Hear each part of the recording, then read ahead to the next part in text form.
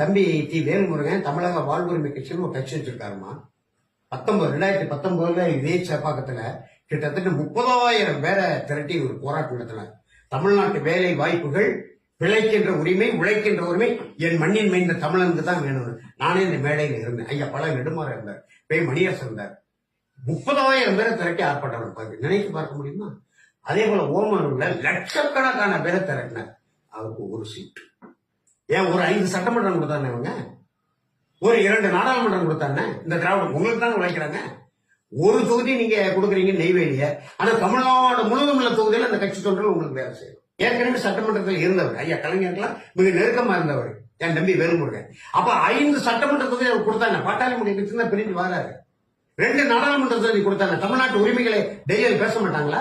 5 சட்டமன்ற உறுப்பினர் தமிழ்நாடு சுற்றி தெரிந்து தமிழ் மக்களுக்கான நல்ல பணிகளை செய்ய மாட்டாங்களா? தமிழர்கள் வந்து விடக்கூடாது.